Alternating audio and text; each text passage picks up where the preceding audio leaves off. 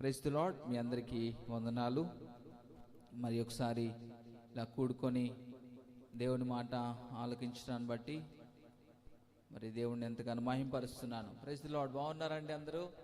So మీ అందరిని చూడటం చాలా సంతోషము. మరలా ఈ యొక్క బైబిల్ స్టడీలో మరియు ఆఫ్లైన్లో మరియు ఆన్లైన్లో దేవుని యొక్క వాక్యం వింటున్న అందరికీ ప్రభు పేరిట వందనాలు చెల్లిస్తున్నాను. దేవుని యొక్క మాట జీవము గలది. దేవుని వాక్కు ఎవరైతే వింటారో వారికి స్వస్థత కలుగుతుంది. దేవుని మాట చేత ఎవరు తమ హృదయాలు నింపుకుంటారో వారికి నెమ్మది కలుగుతుంది. హృదయాలు నూతనపరచబడతాయి. శాపము తొలగిపోతుంది, అంధకారం తొలగిపోతుంది, అవమానాలు తొలగిపోతాయి, నూతన కార్యములు జరుగుతాయి. దేవుని మాటతో సమస్తమును ఆయన కలుగు చేశారు. ఆ యేసయ్య మాట వినడానికి కొరకు ఆయన పాదముల చెంత కూర్చోవడం చాలా గొప్ప ధన్యత అయినది. మార్త విస్తారమైన పనులు పెట్టుకొని యేసయ్య దగ్గరికి వచ్చి కంప్లైంట్ చేస్తూ ఉంది, అయ్యా నీకు చింత లేదా, నా సహోదరి నాకు సహాయం చేయట్లేదని. ప్రభువారు చెప్పారు అక్కడ, మా నువ్వు విస్తారమైన పనులు చేతి తొందరపడుతున్నావు, కానీ అవసరమైంది ఒక్కటే. మరియా ఉత్తమమైన దాన్ని ఏర్పాటు చేసుకుంది కాబట్టి అది ఆమె యొద్ద నుంచి ఎప్పటికి కూడా తొలగించబడదని ప్రభు చెప్పారు. శ్రేష్టమైన దాని మీద మన యొక్క దృష్టి ఉండాలి. పరలోక సంబంధమైన వాటి మీద మన దృష్టి ఉండాలి. ప్రభువుకి ఇష్టమైన వాటి యందు మన యొక్క దృష్టి ఉండాలి. హల్లెలూయా. మంచిది. లూకా సువార్త 17వ అధ్యాయము 32వ వాక్యమును ఈరోజు మనం ధ్యానాంశంగా చూడబోతున్నాం. లూకా సువార్త 17వ అధ్యాయము 32వ వచన భాగాన్ని మనము ధ్యానాంశంగా చూడబోతున్నాం. చూడండి.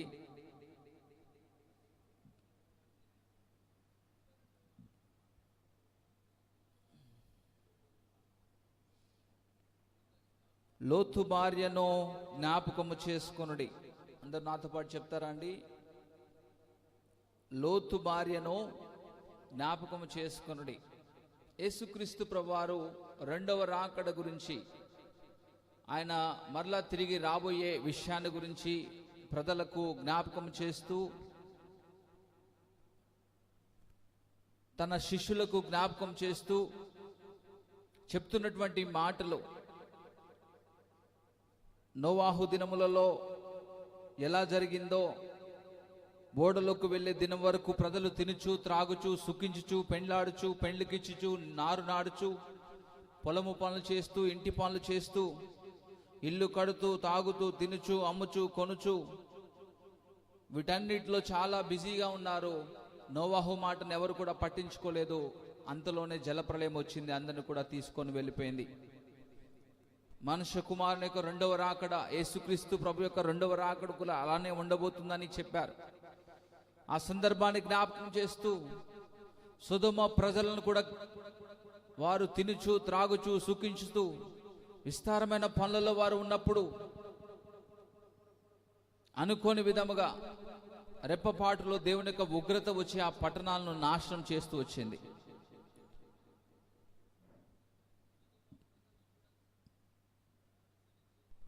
ఆ సందర్భాన్ని జ్ఞాపకం చేస్తూ యేసు ప్రభువారు చెప్తున్నటువంటి మాట, లోతు భార్యను జ్ఞాపకం చేసుకోండి అని చెప్పారు ఆయన. అసలు ఎవరు ఈ లోతు? ఆయన భార్యను మనం ఎందుకు జ్ఞాపకం చేసుకోవాలి? ఆమె పేరు రాయడానికి కూడా బైబిల్లో ఇష్టపడలేదు. బైబిల్లో చాలా మంది పేర్లు రాసే స్త్రీల పేరు, తామారు, రాహాబు, శారా, తరువాత ఎలిజబెత్, మరియా, మార్తా, మిర్యాము, హాగరు, ఇలా అనేక మంది పేర్లను, స్త్రీల పేర్లను రాయటం జరిగింది. కానీ శారా ఇక్కడ లోతు భార్య పేరు రాయడానికి కూడా ఇష్టపడలేదు. కానీ లోతు భార్యను జ్ఞాపకం చేసుకోండి అని యేసు ప్రభువారు చెప్తున్నారు. ఎందుకు లోతు భార్యను మనం జ్ఞాపకం చేసుకోవాలంటే, ఆమె సంగతి ఎక్కడ మనకు కనిపిస్తుందంటే ఇది ఒక హెచ్చరికకు సూచన. లోతు భార్యను జ్ఞాపకం చేసుకోవటం అనేది ఒక హెచ్చరికకు సూచనగా కనిపిస్తూ ఉంది. ఆమె వెండి తిరిగి చూడవద్దన్నప్పుడు సొదొమ వైపు చూసి తన ప్రాణమును అక్కడే కోల్పోవటం జరిగింది. ఎప్పుడైతే వెండి తిరిగి చూసిందో అంతలోనే దేవుని ఉగ్రత వచ్చి అక్కడ ఉన్నటువంటి ప్రజలను సొదొమ ప్రాంతాలను నాశనం చేసినటువంటి అగ్ని గంధకములు, అక్కడ ఆ ఉన్నటువంటి యొక్క మంటలు ఏదైతే ఉందో పట్టణాన్ని నాశనం చేస్తున్నప్పుడు ఈ యొక్క లోతు భార్య మీద కూడా అగ్ని గంధకం పడిపోవటం వలన ఆమె చనిపోవటం జరిగింది. ఆమె వెనుతిరిగి చూడడానికి ఒక సూచన, నిర్లక్ష్యానికి ఒక సూచన, వెన్నుతట్టు తిరిగి తన ప్రాణమును కోల్పోయిన దానికి ఒక సూచన. వెన్నుతట్టు తిరిగి చూసింది, వద్దన్నటువంటి సొదొమ వైపు, వెళ్ళవద్దన్నటువంటి సొదొమ వైపు, దాని ఆశలు విడిచిపెట్టమన్నటువంటి సొదొమ వైపు ఆమె ఎప్పుడైతే తిరిగి చూసిందో ఆ సమయంలోనే ఆమె తన ప్రాణాన్ని కోల్పోవటం అనేది జరిగింది. నిజంగా ఈరోజు మనము కూడా ఈ రాత్రి ఒక హెచ్చరిక, లోతు భార్యను జ్ఞాపకం చేసుకోండి అని ప్రభు చెప్తున్నారు. లోతు భార్య వద్దన్న పనిని చేసి వెనుక తట్టి చూడవద్దన్నప్పుడు చూసి తన ప్రాణమును కోల్పోయింది. లోకమును వద్దని, యేసు ప్రభు కావాలని, పరలోకము కావాలని, నిత్య జీవం కావాలని, పరలోక సంబంధమైన కృపావరములు కావాలని యేసుక్రీస్తుని అంగీకరించి నీటి బాప్తిసం పొంది ప్రభు కోసం బ్రతకడానికి సిద్ధపడి నాగటి మీద చేయి పెట్టి క్రీస్తు కొరకు కొనసాగుతామని తీర్మానం చేసుకొని తర్వాత కొంతకాలం తర్వాత ప్రభుని విడిచిపెట్టి ఈరోజు మరలా వ్యసనాల్లో, లోకములో, పాపములో, అంధకారంలో విడిచిపెట్టినటువంటి బ్రతుకులో, భ్రష్టత్వంలో మానవుడు కొనసాగుతున్నాడు. అందుకనే పేతురు రాస్తాడు, కడగబడిన పంది మరలా బురదలోకి దొరికినట్టు అదేవిధంగా కుక్క తన వాంతుకు తిరిగినట్లుగా ఈరోజు విశ్వాసుల పరిస్థితి ఉంది. క్రైస్తవ జనాంగంలో అనేక మంది ఇదే పరిస్థితిలో ఉన్నారని పేతురు తను రాసినటువంటి పత్రికలో జ్ఞాపకం చేశాడు. హెబ్రీ పత్రికలో ఒక వాక్యం మనం చదువుకుందాం, చూడండి. హెబ్రీ పత్రిక 10వ అధ్యాయము తెరిచి చూడండి, బైబిల్ తెరవండి. ఎక్కడున్న వారైనప్పటికీ బైబిల్ ఓపెన్ చేయాలి, శ్రద్ధగా దేవుడి మాట వినాలి. 10వ అధ్యాయము 38వ వచనం చదువుకుందాం. నా ఎదుట నీతిమంతుడైన వాడు విశ్వాసమూలముగా జీవించును, కానీ అతడు వెనుక తీసిన ఎడల అతని యందు నా ఆత్మకు సంతోషము ఉండదు. అయితే మనము నశించుటకు వెనుక తీవారము కాక ఆత్మను రక్షించుకొనుటకు విశ్వాసము గలవారమై ఉన్నాము. ఎంత చక్కగా రాస్తున్నాడండి పౌలు గారు, జ్ఞాపకం చేస్తున్నా చూడండి. ఎవరైనాను వెనుక తీసినట్లా అతని యందు నా ఆత్మకు సంతోషము లేదు అని ప్రభువారు జ్ఞాపకం చేస్తున్నారు. విశ్వాస జీవితం నుంచి వెనక్కి చూస్తే, విశ్వాస జీవితం నుంచి వెను తిరిగితే, విశ్వాస జీవితం నుంచి వెనుకడుగు వేస్తే ప్రభువుకి ఏమాత్రం కూడా సంతోషం లేదంట. ప్రభువుకి ఏమాత్రం కూడా సంతోషం లేదు. మనము మన వ్యసనాల కోసం, మన ఇష్టాల కోసము, మన సొంతాన్ని నెరవేర్చుకోవడం కోసము ప్రభువును కాదని ప్రభు సంధిని విడిచిపెట్టి వెనుక తట్టు చూస్తున్నాం. కానీ ఎవరైతే ప్రభువుని అంగీకరించిన తర్వాత మరలా ఏదో కారణాల చేత వెనుకడుగు వేస్తున్నారో వారిని బట్టి ప్రభువుకి ఏమాత్రం కూడా సంతోషము లేదు. మన యాత్ర ముందుకే కొనసాగాలి. విశ్వాసమునకు కర్తయు దాన్ని కొనసాగించువాడు యేసు వైపు చూచుచు గురి యొద్దకు మనం ప్రయాణించాలి. క్రీస్తు వరకు జీవించే విధంగా మనం ప్రయాణించాలి. గురి యొద్దకు మనం ప్రయాణించాలి. లోతు భార్యను జ్ఞాపకం చేసుకోమన్నప్పుడు లోతు భార్య వెను తిరిగి చూసింది కాబట్టి దేవునికి సంతోషం లేదు. వెనుక తట్టు చూసింది కాబట్టి పుస్తమం అయిపోయింది. వెనుక తట్టు తిరిగి చూసింది కాబట్టి ఒక హెచ్చరికగా ఉంది. ఈరోజు ఎవరు ప్రభుని అంగీకరించి మరలా ప్రభుని కాదని లోకపు ఆకర్షణలకు లొంగిపోయి శోధనలలో పడిపోతున్నారో, ఆకర్షణలో పడిపోతున్నారో వారంతా కూడా ఈ లోతు భార్య వలె ఉగ్రతను సమకూర్చుకుంటున్నారు. సంసోను బలవంతుడే కానీ ఒక విషయంలో బలహీనుడైపోయాడు. దావీదు ఆరాధికుడే కానీ ఒక విషయంలో బలహీనుడైపోయాడు. యోసేపు ఇతర దేశాల్లో ఉన్నప్పుడు తన్ను పట్టించుకునేవారు, ప్రేమించేవారు, ఆదరించేవారు, తన్ను గమనించేవారు కూడా ఎవరు లేని పరిస్థితిలో ఎంతగానో నమ్మకంగా ఉంటూ వచ్చాడు. శోధనలు జయించి ఒక మంచి పోరాటం పోరాడి చిన్న వయసులోనే దేవుడు ఏర్పాటు చేసినటువంటి ఒక ఉన్నతమైనటువంటి స్థలానికి యోసేపు వెళ్ళటం జరిగింది. కొంతమంది బైబిల్ గ్రంథంలో బెస్ట్ ఎగ్జాంపుల్స్గా ఉండి మనము ఆయన వైపు చూడడానికి, మన పరుగు పంద్యాన్ని కొనసాగించడానికి సూచనగా ఉంటే, మరి కొంతమంది మనము వారిలాగా ఉండకుండా సరి చేసుకోవడానికి ఒక హెచ్చరికగా ఉన్నారు. లోతు భార్య ఒక హెచ్చరిక మనకు. ఏంటి ఆమె సంగతి, ఆమె ఎక్కడుంది అని చూస్తే, ఆదికాండము 19వ అధ్యాయంలో మన సహోదరి కనిపిస్తారు. అబ్రహాము వివాహమైన తర్వాత దేవుని మాటకు లోబడి తన ఇంటి నుంచి వస్తూ తనతో పాటుగా తోడుగా ఉంటాడని లోతును తెచ్చుకున్నాడు. అబ్రహాము పిల్లలు లేరు కాబట్టి, సరే లోతు నాకు ఇలా అయినా తోడుగా ఉంటాడని లోతును తీసుకొని వచ్చాడు. లోతు ఇంకా తెలివినవాడు. తనకు వివాహం అయింది కాబట్టి తనతో తన భార్యను తీసుకొని వారిద్దరూ కలిసి వచ్చారు. వచ్చిన తర్వాత అంతా బాగానే ఉంది. కొంతకాలం తర్వాత మరి బైబిల్లో మీరు చూడండి, 13వ అధ్యాయంలో ఈ సంగతి మనకు కనిపిస్తుంది. కొంతకాలమైన తర్వాత అబ్రహాముకు మరియు లోతుకు, అబ్రహాము పశువుల కాపర్లకు, లోతు యొక్క పశువుల కాపర్లకు గొడవలు అనేవి జరుగుతూ ఉన్నాయి. ఎందుకు గొడవలు జరుగుతున్నాయి అనంటే, వారి ఆస్తి ఎక్కువైంది. 13వ అధ్యాయము 2వ వచనము చూడండి. అబ్రహాము వెండి బంగారములు పశువులు కలిగి బహుధనవంతుడై ఉండెను. అతడు ప్రయాణము చేయొచ్చు దక్షిణం నుండి బేతేలు వరకు, అనగా బేతేలునకును హాయినికి మధ్య ఒక గుడారము మొదట ఉండిన స్థలం వరకు వెళ్ళి తాను మొదట బలిపీఠము కట్టిన చోట చేరెను. అక్కడ అబ్రహాము యెహోవా నామమును ప్రార్థన చేసెను. అబ్రహాముతో కూడా వెళ్ళిన లోతునకును గొర్రెలు, గొడ్లు, గుడారములు ఉండెను గనుక వారు కలిసి నివసించుటకు ఆ ప్రదేశము చాలకపోయెను. ఎందుకనగా వారి ఆస్తి వారు కలిసి నివసించలేంత విస్తారమైన. అప్పుడు అబ్రహాం పశువుల కాపర్లకును లోతు పశువుల కాపర్లకును కలహము పుట్టెను. ఆస్తి ఎప్పుడైతే ఎక్కువైతుందో గొడవలు ప్రారంభమవుతాయి. లేనప్పుడు ఇంట్లో ఉన్న అందరు కూడా ఒక ప్లేట్లో అయినా కలిసి తినగలుగుతారు, ఒక రూమ్లో అయినా కలిసి పడుకోగలుగుతారు, ఉండగలుగుతారు.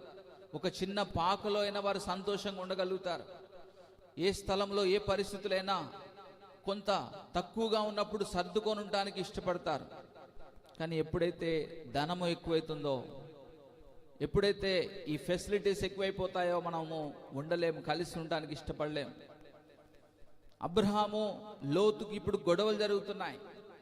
వారి పశువుల కాపర్లకి గొడవలు జరుగుతున్నాయి. ఎందుకంటే వారు కలిసి నివసించలేనంత విస్తారమైనటువంటి ఆస్తి, పశువులు ఆ రోజుల్లో అవే వారికి సంపద, అవి ఉన్నాయి కాబట్టి గొడవలు అవుతున్నాయి. ఫస్ట్ మావి తాగాలి, ఫస్ట్ మేం పెట్టుకోవాలి, ఇలా ఏదో ఒక రీజన్తో వారి మధ్య గొడవలు అవుతున్నాయి. అందుకనే ఈ గొడవలు చూడలేక అబ్రహాం చెప్పాడు, నాయనా లోతు, నువ్వు ఒక దిక్కు వెళ్ళయ్యా, నేను ఇంకో దిక్కు వెళ్తాను. నువ్వు ఇటు వెళ్తే నేను అటు వెళ్తాను, నువ్వు పడమర వెళ్తే, నువ్వు తూర్పు వెళ్తే నేను పడమర, నువ్వు ఉత్తరం వెళ్తే నేను దక్షిణం వెళ్తాను, వెళ్ళయ్యా అని చెప్పాడు. నిజానికి ఆ సమయంలో లోతు ఏం చెప్పాలి, బాబాయ్ నిన్ను విడిచిపెట్టి నేను ఎక్కడికి వెళ్తాను, నీతోనే ఉంటాను, ఇంకా చావైనా బ్రతికైనా, నువ్వు లేకపోతే నేను లేను కదా, దేవుడి తర్వాత స్థానం నీదే, నువ్వే కదా తీసుకొని వచ్చింది, ఈ గొడవలు ఉంటాయిలే, సర్దుకుంటాయిలే అని చెప్పాలి. కానీ ఆ సమయంలో లోతు ఏం చేశాడంటే, ఇదే అవకాశం అనుకొని అక్కడి నుంచి వెళ్ళిపోయాడు. ఇదే మంచి అవకాశం అనుకొని అబ్రహామును విడిచిపెట్టి, సరే తన కన్నులెత్తి చూశాడంటండి. ఇక్కడ 10వ వచనం రాయబడింది, ఆదికాండం 13వ అధ్యాయం 10వ వచనంలో. కన్నులెత్తి యోర్దాను ప్రాంతం అంతటిని చూచెను. యెహోవా సొదొమ గొమొర్రాను పట్టణములను నాశనము చేయక మునుపు సోయరునకు వచ్చే వరకు అదంతరూ యెహోవా తోట వలను ఐగుప్తు దేశములను నీరు పారు దేశమై ఉండెను. ఆ ప్రాంతం అంతా కూడా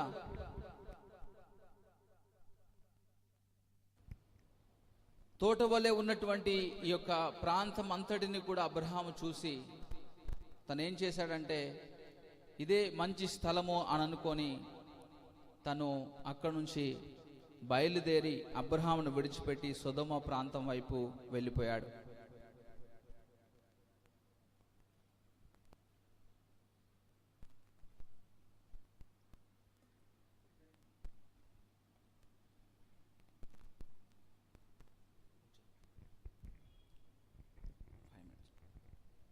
గమనించండి. అయితే ఆ గొడవలను బట్టి లోతు విడిచిపెట్టి వెళ్ళిపోయాడండి. వెళ్ళిపోయిన తర్వాత సొదొమ ప్రాంతంను ఎంచుకొని సొదొమలో ఉండటానికి వారు ఇష్టపడి సొదొమలో నివసిస్తూ వచ్చారు. భయంకరమైన పాపములు అక్కడ ఉన్నాయి. భయంకరమైన మోసాలు, అన్యాయాలు, వ్యభిచారము, చిన్న పిల్లలు మొదలుకొని వృద్ధుల వరకు భయంకరమైన పాపములు చేస్తూ వారు కొనసాగారు. అలాంటి పాపములలో ఉన్నప్పుడు ఆ పాప సంబంధమైన కార్యాల్లో లోతు తన కుటుంబము వాటిని చూస్తూ తన యొక్క మనస్సును నొప్పించుకుంటూ ఎందుకు వచ్చామని బాధపడుతూ కాలమును కొనసాగించారు. చాలా కాలమైన తర్వాత దేవుడు ఇద్దరు దేవదూతల రూపంలో మరలా సొదొమ ప్రాంతానికి వచ్చి లోతును దర్శించి, లోతు నువ్వు ఎలా ఉన్నావని మాట్లాడి, ఇది పాపంతో నిండినటువంటి స్థలము, పాపంతో ఉన్నటువంటి ప్రజలు కూడుకున్నటువంటి స్థలము, మేము ఈ ప్రాంతాన్ని నాశనం చేయడానికి వచ్చాము, ఇది నాశనము కాబోతుంది, కాబట్టి మీరు ఈ స్థలాన్ని విడిచిపెట్టి రండి, మీరు వెనుతటి తిరిగి చూడవద్దు అని చెప్పి లోతు భార్య అతని యొక్క ఇద్దరు కుమార్తెలను పట్టణం యొక్క వెలుపలికి తీసుకొని వచ్చి వారిని విడిచిపెట్టారు. ఎట్టి పరిస్థితుల్లో మీరు వెనక్కి తిరిగి చూడొద్దని చెప్పారు. ఆదికాండం 19వ అధ్యాయము 17వ వచనము. ఆ దూతలు వారిని వెలుపలికి తీసుకుని వచ్చిన తర్వాత, మీ ప్రాణమును దక్కించుకున్నట్లు పారిపోము, నీ వెనుక చూడకము. నీ ప్రాణము దక్కించుకున్నట్లు పారిపోము, వెనక్కి చూడకము అని చెప్తున్నాడు. నీ ప్రాణాన్ని దక్కించుకోవాలంటే వెనక్కి చూడొద్దు. వెనక్కి చూడవద్దు అని చెప్పినప్పుడు లోతు మాట విన్నాడు. అదే సమయంలో వారి భార్య పిల్లలందరూ మాట విన్నారు. కానీ కొంత దూరం వచ్చిన తర్వాత లోతు భార్య ఏం చేస్తుందంటే ఆమె వెనుక వైపు తిరిగి చూడటం మొదలుపెట్టింది. అంటే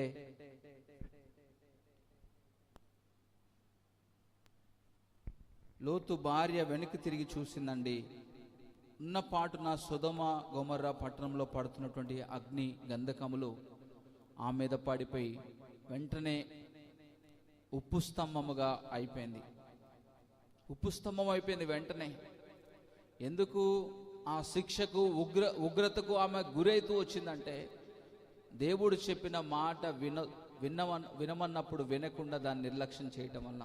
దేవుడు వెనుతట్టు తిరుగు చూడొద్దని చెప్పారు, కానీ ఆమె చూసింది, అంతే తన ప్రాణమును కోల్పోతూ వచ్చింది. ఇక్కడ హెచ్చరిక ఏంటంటే, దేవుని మాట మనం వినకపోతే, వెనుతట్టు తిరిగి చూస్తే, లోకం వైపు చూస్తే, వదిలేసిన పాపాల వైపు చూస్తే, విడిచిపెట్టిన లోకపు కార్యాల వైపు చూస్తే ఉగ్రత అనేది రాబోతుంది. కనుక ఏ పరిస్థితులు కూడా రాజీ పడకుండా, విశ్వాస జీవితంలో వెనుతిట్టి చూడకుండా, గురి యొద్దకు ప్రయాణించడం కొరకు, ఆయన రాకడ కొరకు సిద్ధపడుతూ, అనేకులను సిద్ధపరుస్తూ, రోషము కలిగి ప్రభు కోసం బ్రతుకుతూ, బలా నమ్మకమైన మంచి దాసుడా, కొంచెంలో నీవు నమ్మకముగా ఉన్నావని పోరాడుతూ ముందు కొనసాగితే ప్రభువు మనల్ని బట్టి సంతోషిస్తారు. లోతు భార్య ఒక హెచ్చరిక, ఉప్పు స్తంభం అయిపోయింది, ఇక ఆమె లేదు. యేసు ప్రభువారు ఎందుకు ఆమెను జ్ఞాపకం చేసుకోమన్నారంటే, వెనుక వైపు ఎవరైతే తిరిగి చూస్తున్నారో, నీటి బాప్తిసం తీసుకునే రోజున ఎన్ని తీర్మానాలు చేశావు, నీకోసం ఎంతమంది సేవకులు ప్రయాసపడ్డారు, ఎంతమంది నీకు వాక్యం బోధించారు, ఏ తల్లి, ఏ తండ్రి, ఏ స్నేహితులు ఎంతోమంది నీ కోసం ప్రయాసపడి ప్రభులో నిన్ను నిలబెట్టి ఒక మంచి వ్యక్తిగా, ఒక ఆత్మ సంబంధమైన పోరాటంలోకి నిన్ను తీసుకొని వచ్చిన తర్వాత ఈరోజు ప్రభు ప్రేమను విడిచిపెట్టి వ్యసనాలు, ప్రేమలు, శోధనలు, అంధకార సంబంధమైన క్రియలు, దురాశలు, మోసములు, వ్యభిచార సంబంధమైనటువంటి తలంపులు, సినిమాలు, అనేక రకాలైన పరిస్థితుల్లో చిక్కుకొని శోధనలలో పోరాడుతున్నారు. ఈరోజు మీ పరిస్థితి ఎలా ఉందో నాకు తెలియదు, కానీ దేవుని వాక్యమును బట్టి ఒక మాట జ్ఞాపకం చేస్తున్నాను. లోతు భార్యను జ్ఞాపకం చేసుకోండి అన్నప్పుడు మనం వెనుతట్టు తిరిగి చూస్తే భయంకరమైన ఉగ్రత అనేది ఉంది, శోధన అనేది ఉంది, నరకం అనేది సిద్ధంగా ఉంది. కనుక రాజీ పడకుండా, వెనుక వైపు చూడకుండా, పరిశుద్ధంగా బ్రతకడానికి, ప్రభు వైపు చూడడానికి మనము ప్రయత్నం చేద్దాం. ఇందాక మనం చదువుకున్న మాట హెబ్రీ పత్రికలో, మరొకసారి ఆ మాట చదువుకుందామండి. హెబ్రీ పత్రిక 10వ అధ్యాయము 38వ వచనము. హెబ్రీ పత్రిక 10వ అధ్యాయము 38వ వచనము. నా ఎదుట నీతిమంతుడైన వాడు విశ్వాస మూలముగా జీవించును, కానీ అతడు వెనుక తీసినడలా అతని యందు నా ఆత్మకు సంతోషము లేదు.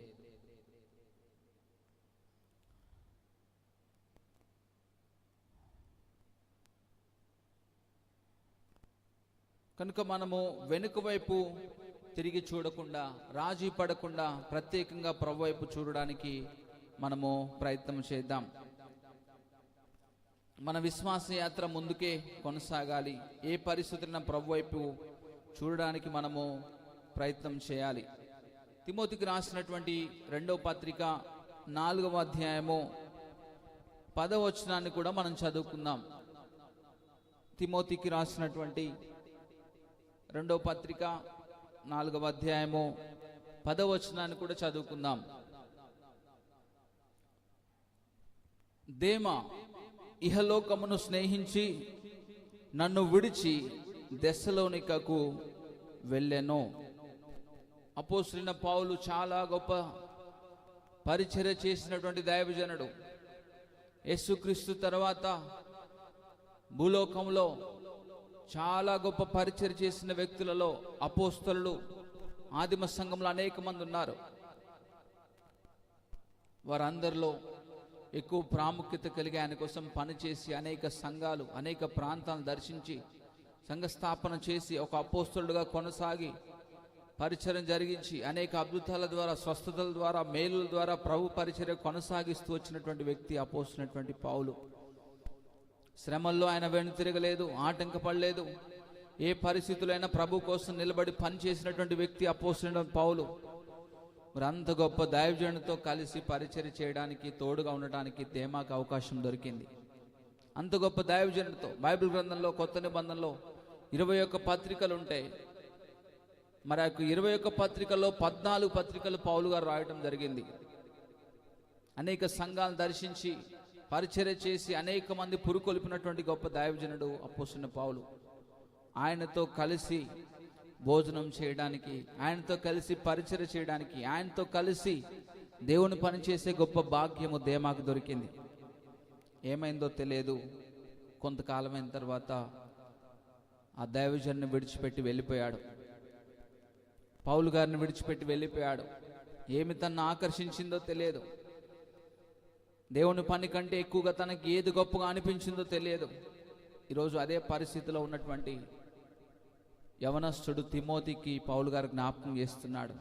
అయ్యా తిమోతి, నీ యవన బలాన్ని బట్టి ఎవరు కూడా నిన్ను తృణీకరించకూడదు.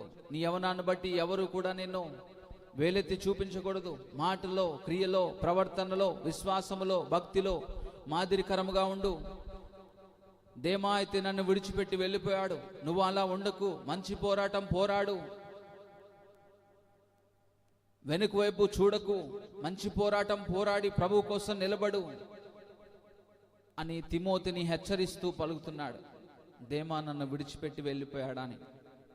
ఈ సంతోషంతో పలికిన మాట కాదు, చాలా దుఃఖంతో, ఆందోళనతో పలికిన మాట. నీ వాళ్ళు నిన్ను విడిచిపెడితేనే నీకు తెలుస్తుంది బాధ అంటే ఏంటో. కానీ ఒక దైవజనుడితో సహకారంగా ఉన్నటువంటి దేమా కొంతకాలం తర్వాత తన ఇష్టాలు నెరవేర్చుకోవడానికి వెళ్ళిపోయాడు. ఈరోజు నువ్వు ఎక్కడైతే ఉన్నావో, ప్రభు నేను ఎక్కడైతే ఉంచాడో, ఒక సంఘములో ఉంటే నమ్మకముగా సేవకుడికి సహకారంగా ఉండాలి. మందిరంలో నువ్వు ఏం చేయగలవో, పెద్ద బరువులు మోయకపోయినా దేవునికి కొన్ని తలాంతులు ఇస్తారు, దేవుడిని కొన్ని బాధ్యతలు ఇస్తారు. నువ్వు ఏ డిపార్ట్మెంట్లో నువ్వు ప్రాపర్గా వర్క్ చేయగలవో, దేవునికి ఎందులో తలాంతులు ఇచ్చారో, నువ్వున్న స్థలంలోనే, ఉన్న సంఘంలోనే, ఉన్న ప్రాంతంలోనే దేవుని పని నమ్మకంగా చేస్తే దేవునికి మహిమ కలుగుతుంది. దేవునికి ఇచ్చిన పనిని నువ్వు కొనసాగించాలి. విడిచిపెట్టి వెళ్ళినప్పుడు పౌలు గారు ఎంత బాధపడి ఉన్నారో అందుకే ఆ మాట కూడా బైబిల్ గ్రంథంలో రాయటం జరిగింది. నన్ను విడిచిపెట్టి వెళ్ళిపోయాడే ఆ దేమా అని. కనుక మనకు అప్పగించబడిన బాధ్యతలోంచి మనం వైదొలకుండా ప్రభు మనకి ఏదైతే పని ఇచ్చారో దాన్ని చేయడానికి, విశ్వాస సంబంధమైన మంచి పోరాడడానికి మనము ప్రయత్నం చేద్దాం. ఈరోజు నేనేం చెప్తూ వస్తున్నా అంటే, లోతు బారిన జ్ఞాపకం చేసుకోమన్న ప్రభు మాటను నేను మీ ముందు ఉంచుతున్నాను. ఆమె జీవితం ఒక హెచ్చరిక. మనము కూడా ఎప్పుడైతే రాజీ పడతామో అప్పుడు ఉగ్రత పాలవుతామో, ఎప్పుడైతే రాజీ పడతామో మనకి అలాంటి శిక్ష అనేది వస్తుంది. పాత నిబంధనలో వెంటనే శిక్ష వచ్చింది. ఆకాను దొంగిలించినప్పుడు యెహోషువ అతని సభ్యులందరూ కలిసి, ఇశ్రాయేల్ అంతా కలిసి అతన్ని రాళ్ళతో కొట్టి చంపివేశారు. శిక్ష వెంటనే వచ్చింది. కయీను తప్పు చేసినప్పుడు వెంటనే దేశదిమ్మరైపోయాడు. శిక్ష వెంటనే వచ్చింది. సంసోను తప్పు చేసినప్పుడు అతను చనిపోవడం జరిగింది. ఆ యొక్క భవనం కూలిపోయి శిక్ష వెంటనే వచ్చింది. దావీదు తప్పు చేసినప్పుడు తన కుమారుడు చనిపోయాడు, యుద్ధంలో ఓడిపోయాడు. శిక్ష అనేది వెంటనే వచ్చింది. కానీ కొత్త నిబంధనలో కృపాకాలం నడుస్తుంది. ఇప్పుడు దేవుడు చూస్తున్నాడు. ఏదో ఒక రోజున నీకు మూడిందే. దేవుడు చూస్తున్నాడు. శిక్ష వెంటనే రాకపోవచ్చు, కానీ అది సిద్ధపరచబడుతుంది. చూడండి, హెబ్రీ పత్రికలోనే పౌలు గారు జ్ఞాపకం చేస్తారు. 10వ అధ్యాయము 26వ వచనము. 10వ అధ్యాయం 26వ వచనము. మనము సత్యమును గురించి అనుభవ జ్ఞానం పొందిన తరువాత బుద్ధిపూర్వకంగా పాపము చేసినడలా పాపమునకు బలి ఇకను ఉండదు, కానీ న్యాయపు తీర్పునకు భయముతో ఎదురు చూడటము, విరోధులను దహించబోవు తీక్షణమైన అగ్నియు ఇకయు ఉంటుంది. బుద్ధిపూర్వకంగా నువ్వు పాపం చేస్తే నీకు ఉంది. తాలింపు ఒకేసారి వేయరండి, నూనె బాగా వేడిన తర్వాత తాలింపు వేస్తారు. అప్పుడు ఆ యొక్క ఎల్లిపాయలు, కారం, అవన్నీ మిరపకాయలు మంచి స్మెల్ వస్తాయి. దేవుడు కూడా నూనె కాగబెడుతున్నారు.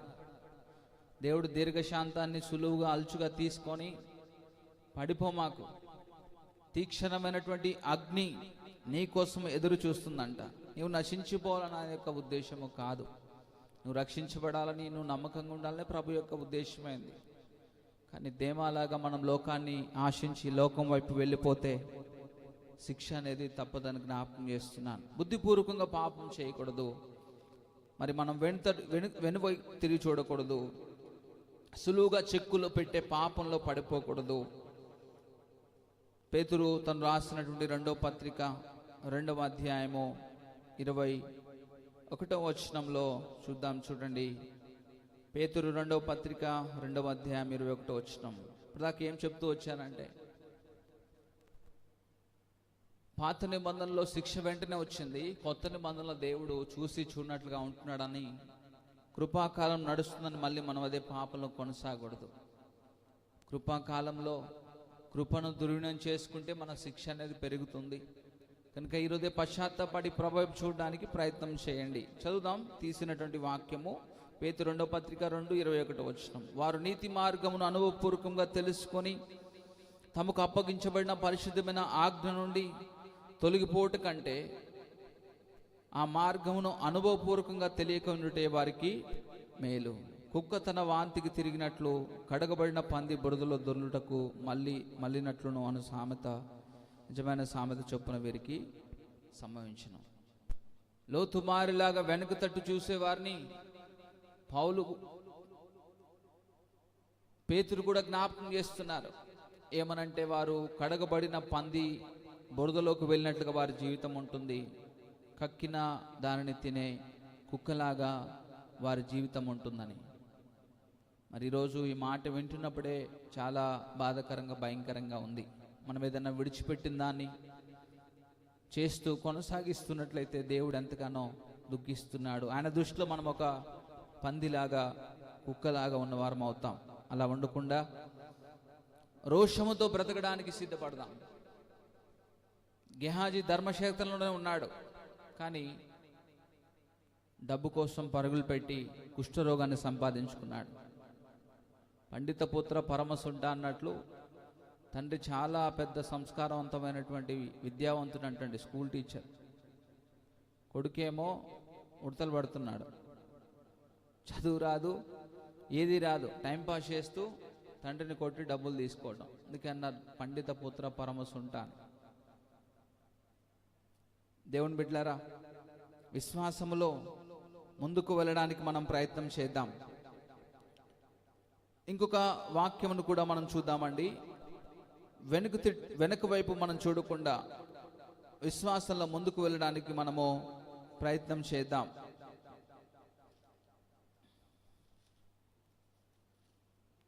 కొరింథీయులకు రాసినటువంటి మొదటి పత్రిక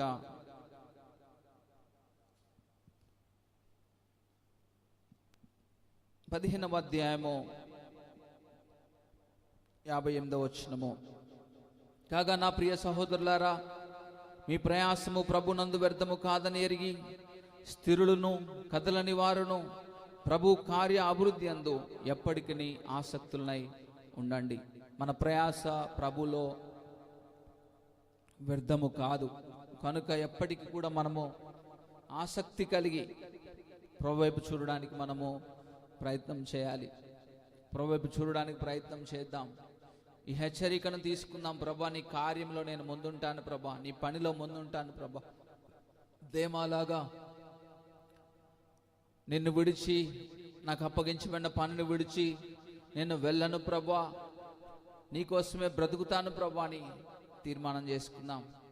లోతు భార్యను జ్ఞాపకం చేసుకోమన్నప్పుడు ఒక హెచ్చరిక, ఇంకెప్పటికీ ప్రభా నేను రాజీపడను ప్రభా, ప్రత్యేకంగా బ్రతుకుతాను ప్రభా, రోషంగా నీకోసం జీవిస్తాను ప్రభా. నన్ను చూసినప్పుడు నువ్వు సిగ్గుపడే విధంగా ప్రభా, నన్ను చూసినప్పుడు ప్రభా నా జీవితం ఇలా ఉందని చింతించే పరిస్థితి రాకుండా నన్ను బట్టి సంతోషించే విధంగా నా బ్రతుకుండటానికి సహాయం చేయండి ప్రభా అని తీర్మానం చేసుకుందాం. కళ్ళు మూసుకుందామండి, ప్రార్థన చేద్దాం. చాలా క్లుప్త వర్తమానం మనం విన్నాము. విన్న మాటను బట్టి మరొకసారి తీర్మానం చేసుకుందాం. ప్రభు వైపు చూద్దాం. యేసయ్యా వందనాలు ప్రభువా, వెనుతట్టు తిరగకుండా, రాజీ పడకుండా ప్రభువా ముందు కొనసాగడానికి నాకు సహాయం చేయండి ప్రభువా. లోతు భార్యను జ్ఞాపకం చేసుకుని చెప్తున్నారు. అంతవరకు బాగానే ఉంది, కానీ ఆ ఉగ్రతను తప్పించుకునే క్షణంలోనే ప్రభా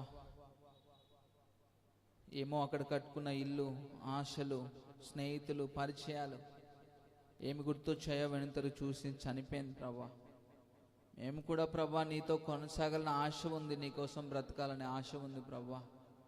కానీ ప్రభా మళ్ళీ తండ్రి మా జీవితంలో నాయనా ప్రభువా దయచేసి ప్రార్థన చేయండి ప్రభువా. యేసయ్యా వందనాలయ్యా, ప్రార్థన చేయండి అమ్మా, దయచేసి ప్రార్థన చేయండి దయచేసి ప్రార్థన చేయండి. ఎంత దూరం వెళ్ళిపోయినా ప్రభు నేను పిలుస్తున్నాడు. నువ్వెంత దూరంలో ఉన్నా ప్రభు నేను పిలుస్తున్నాడు. దేమాలాగా నువ్వు వెళ్ళిపోతే ఆ రోజు పౌలు ఎంత బాధపడ్డాడో ఈరోజు నీవున్న స్థలంలో, నీవున్న సంఘంలో, నీవున్న పరిచర్లో నీ అవసరత ఉంది. ప్రభు కోసం నువ్వు పని చేయలేకుండా, నీ పనిని నువ్వు కొనసాగించకుండా ఉంటే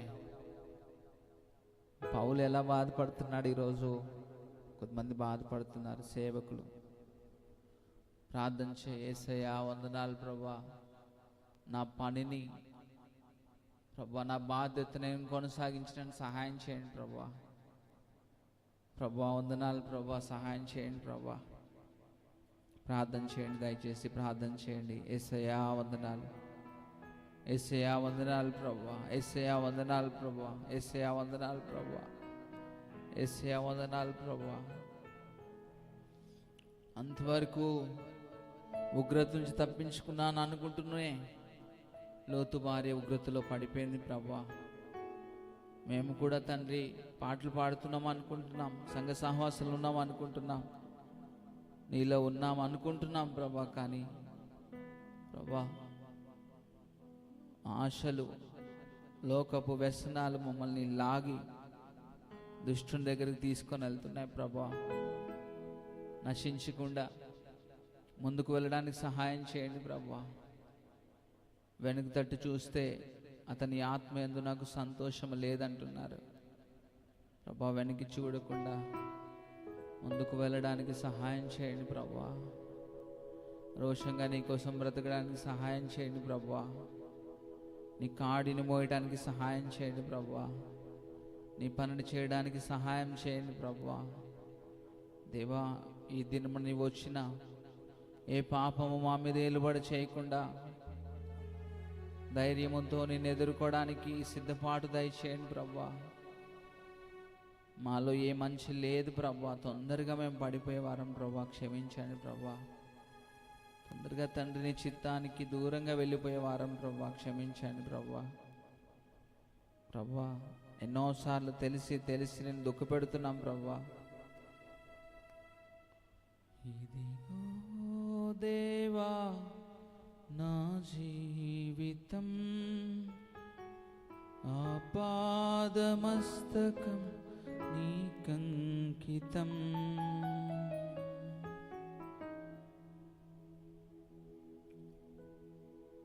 పరిశుద్ధముగా సజీవయాగముగా మా శరీరాలు నీకు అప్పగించుకున్నామని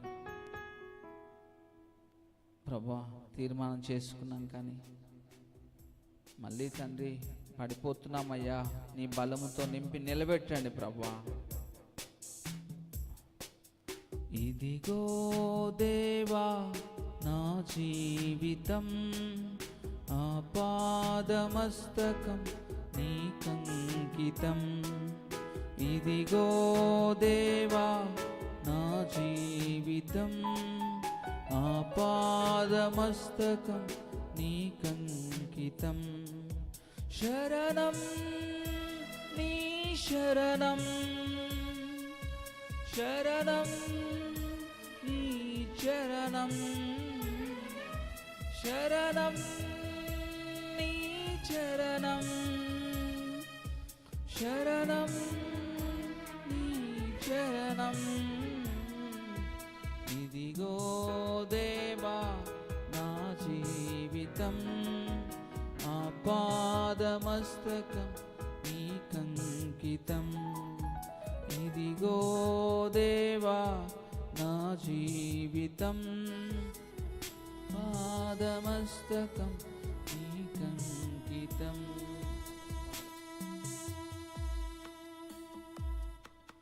పలుమార్లు వైదొలగినాను నీ పరలోక దర్శనము నుండి, విలువైన నీ దివ్య పిలుపుకు నీ తగినట్లు జీవించనైతి.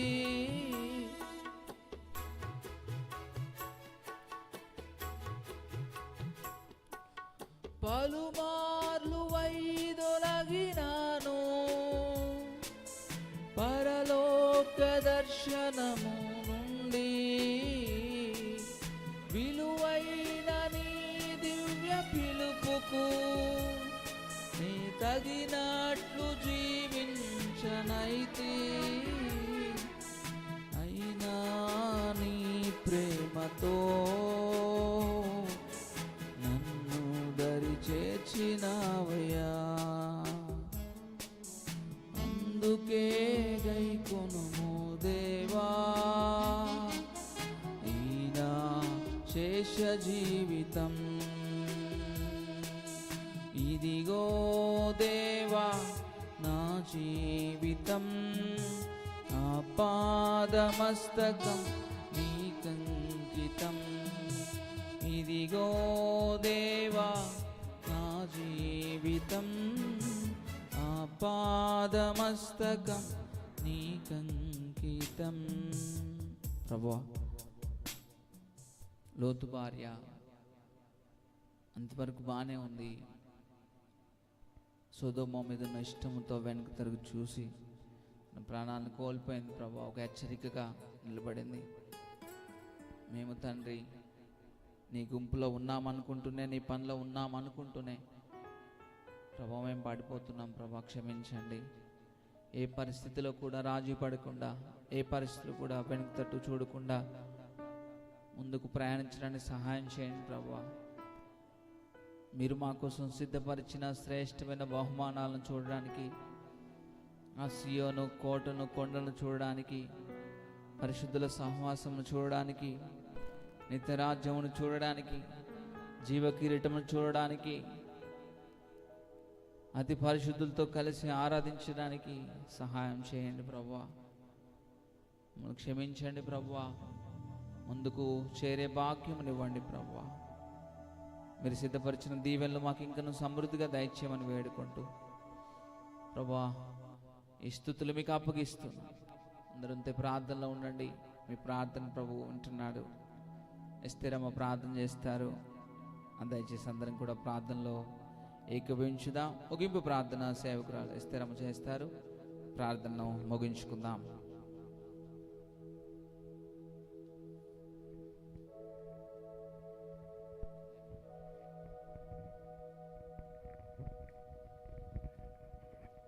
ప్రార్థన. మహోన్నతుడా, మహాగణుడా, సర్వశక్తిమంతుడా, సజీవుడా, నీ కొందనాలు చెల్లిస్తున్నామయ్యా. ఘనుడవు, గొప్పవాడవు, పూజనీయుడవయ్యా, నీ కొందనములు చెల్లిస్తున్నామయ్యా. మా స్థుతులపై ఆశీనుడు కమ్మని వేడుకుంటున్నామయ్యా. చేసిన స్తుతి ఆరాధనలో తోడుగా ఉన్న దేవుడవు, ఇదిగో నీ సేవకుని నిలబెట్టుకుని అభిషేకించి తండ్రి, ఇదిగో నాతో మాతో మాట్లాడిన విధానమును బట్టి నీ కొందనములు చెల్లిస్తున్నామయ్యా. నిజమే తండ్రి, నీ పని చేయవలసిన మేము నాయన మరి ఏ రీతిగా ఉంటున్నామో, ఇదిగో తండ్రి లోతు భార్య అయితే నాయన వెనక్కి తిరిగి చూసి తండ్రి తను ఏదైతే కోల్పోతా వస్తూ ఉందో నాయన, ఈ దినమందు మీరు జ్ఞాపకానికి తెచ్చిన విధానాన్ని బట్టి మేము నాయన నిన్ను బట్టి తండ్రి మరి ఎక్కువగా నీతో అంటుకట్టబడటకు నాయన నీ కృపలో మీరు ఇచ్చిన వర్తమానమును బట్టి నీ కొందనాలు చెల్లిస్తున్నాం. మేము కూడా వెనుక తిరిగే వారిగా ఉండక తండ్రి నీలో ముందుకు కొనసాగిపోయే కృపను మాకు దయచేయమని వేడుకుంటున్నాం. భక్తిలో ఉంటున్నామన్న భ్రమలో కాదు కానీ తండ్రి నీకు సమీపస్తులుగా మారే కృపను మాకు దయచేయమని వేడుకుంటున్నామయ్యా. నీవు కృపను దయచేసే దేవుడవు కనుక తండ్రి నీవు చూపుతున్న కృపను నాయన మేము నిర్లక్ష్యము చేయక ప్రభా మా జీవితంలో నీతో అంటుకట్టబడటకు నాయన మీరు సహాయము దయచేయమని వేడుకుంటున్నామయ్యా. ఇదిగో తండ్రి ఇదిగో వెనుక తిరిగే వారిని బట్టి నాయన మీరు తండ్రి ఇదిగో మాట్లాడుతూ వస్తున్నారయ్యా. ఇదిగో వారు ఏ రీతిగా ఉంటున్నారో మీరు మాకు నాయన తెలియచేస్తూ ఉన్నారయ్యా. ప్రతి ఒక్కరిలో ఒక బలహీనత ఉంటా ఉంది నాయన. ఏ బలహీనతతో నాయన మేము తండ్రి నీకు దూరం అవుతా ఉన్నామో తండ్రి మమ్మల్ని జ్ఞాపకానికి తెచ్చుకోండియా. మాలో ఉన్న బలహీనతను తీసివేయండి అయ్యా. ఇదిగో సంసోను ప్రభా నాజీరు చేయబడిన తండ్రి ప్రతిష్ఠించబడిన ప్రత్యేకమైన వ్యక్తిగా ఉన్నప్పటికీ ప్రభా తన బలము నాయన స్త్రీకిచ్చి ప్రభా బలహీనుడు అవుతూ నాయన నీ కృపను కోల్పోతూ వచ్చాడయ్యా. ఇదిగో ఈ తరంలో మేముంటున్నామయ్యా. మీరు మాకు తలాంతునిచ్చిన దేవుడవయ్యా, అభిషేకమునిచ్చిన దేవుడవు తండ్రి. అయినప్పటికీ ఇంకా అపవాది శోధిస్తూ ఉన్నాడేమో తండ్రి. ఇంకా మాలో ఏ బలహీనతలు ఉంటా ఉన్నాయో తండ్రి వాటిని మేము గుర్తెరిగినైనా వాటిని జయించుటకు మీరు సహాయము దయచేయమని వేడుకుంటున్నామయ్యా. మాకంటే ముందున్న వారు నాయన శోధనలో పడిపోయి ప్రభా వారికి మీరిచ్చిన తండ్రి ప్రతి వరమును తండ్రి పోగొట్టుకుంటూ వచ్చారయ్యా. మేము ఆ లెక్కలో ఉండకుండా సహాయము దయచేయండి అయ్యా. మా భక్తి సరిపోదు నాయన, మా విశ్వాసము సరిపోదయ్యా. ఇదిగో నాయన నీవే అనుదినము కూడా ప్రభా భక్తిలోను విశ్వాసములోను తండ్రి ముందుకు కొనసాగిపోయే కృపతో మమ్మల్ని దర్శిస్తూ రమ్మని వేడుకుంటున్నామయ్యా. ఇదిగో నీ మీదే ఆనుకునే మనసును మాకు దయచేయండి అయ్యా. నీ వైపు చూసే నేత్రములు మాకు దయచేయండి అయ్యా. నీ వైపు చేతులెత్తి ప్రార్థించే అనుభవం మాకు దయచేయమని వేడుకుంటున్నామయ్యా. కష్టకాలం ముందు మనుషుల వైపు కాదు కానీ తండ్రి నీ వైపు చూసే నేత్రములు మాకు దయచేస్తూ రమ్మని వేడుకుంటున్నామయ్యా. మరొక మారు సంఘంపై నీ కృపను కనికరమును ఉంచండి. సంఘ కుటుంబాలకు క్షేమస్థితిని దయచేయమని వేడుకుంటున్నామయ్యా. మరి చేతి పనులను ఆశీర్వదించండి. బిడ్డల కుటుంబాలకి మంచి ఆరోగ్యాలు దయచేయండి. సమస్తం ఎరిగిన దేవుడవు, సమస్తము సమకూర్చి మేలుకరంగా జరిగించే దేవుడవు కనుక తండ్రి, ఇదిగో ఈ సమయం అంతటి ద్వారా నాయన మీరే మహిమ ఘనత ప్రభావాలు పొందుకొని తద్వారా నీ ప్రియ సంఘమునకు నాయన నీ నిండు దీవెనలు దయచేస్తూ రమ్మని నజరేయుడనే పరిశుద్ధ నామములో అడిగి వేడుకుంటున్నాము తండ్రి. ఆమెన్.